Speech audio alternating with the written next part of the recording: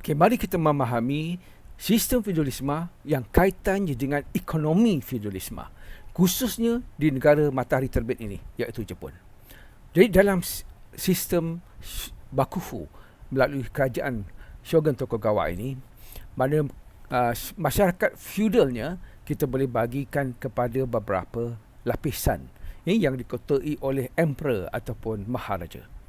Okay, di mana dalam kerajaan Bakufu ini dia berfungsi sebagai sistem pentadbiran ataupun birokrasi dan juga satu pentadbiran yang berbentuk ketenteraan yang dipanggil Bakufu ataupun kerajaan tentera. Emperor dibantu oleh shogun sebagai individu yang berkuasa dalam menjalankan pemerintahan dan pentadbiran. Di bawah shogun adalah daimyo. Ini ada berapa daimyo di bawah shogun, yang setiap daimyo ini mempunyai samurainya sendiri. Dan samurai ada peranannya dari segi ekonomi. Misalnya memastikan semua cukai dibayar, dan mencatatkan, merekodkan dari segi pembayaran cukai, khususnya daripada golongan bawahan seperti petani, petukang, saudagar dan sebagainya. Jadi semua itu mempunyai peranan. Setiap lapisan itu mempunyai peranannya tersendiri. Okay? Peranannya dari segi politik, peranannya dari segi ekonomi dan peranannya dari segi sosial. Jadi kalau golongan yang bawah ini biasanya mereka adalah tenaga buruh yang membekalkan makanan kepada setiap peringkat daripada samurai, daimyo, shogun dan juga emperor.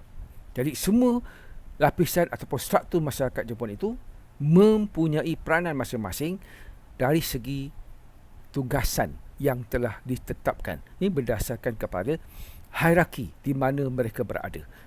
Dan ini adalah bersifat semula jadi di mana mereka dilahirkan sebagai golongan pemerintah ataupun mereka dilahirkan sebagai golongan rakyat biasa, sebagai petani, sebagai artis atau petukang ataupun sebagai saudagar.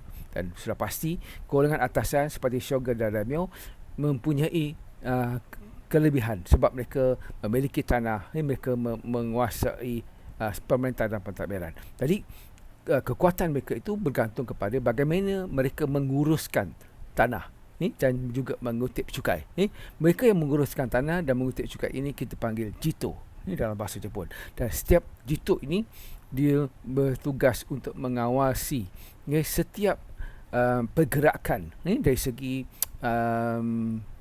lapisan tu. Setiap lapisan yang di mana mereka mempunyai tugas masing-masing di peringkat wilayah dan juga di peringkat pusat. Okay?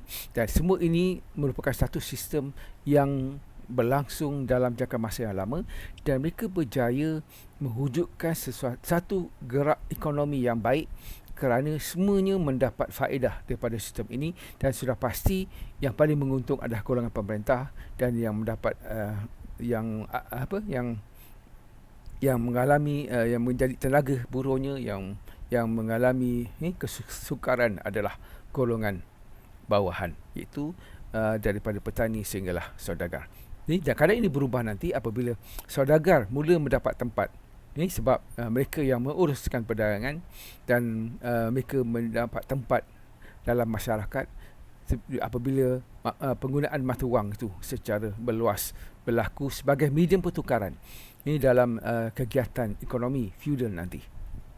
Okay, inilah secara umumnya kalau kita lihat satu masyarakat Jepun pada waktu itu di mana mereka berfungsi dari segi ekonominya, dari segi menguruskan kegiatan ekonomi itu adalah emperor, shogun dan juga daimyo dan begitu juga samurai dan yang memastikan semua cukai ini dibayar.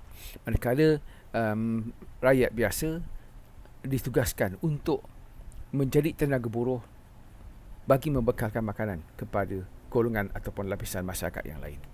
Itulah sistem feudalisme yang berlaku di Jepun pada abad ke-16, 17, 18 yang mula mengalami perubahan apabila perdagangan berkembang, berlaku lebihan dan apabila medium yang baru digunakan sebagai media pertukaran apabila mata wang itu digunakan.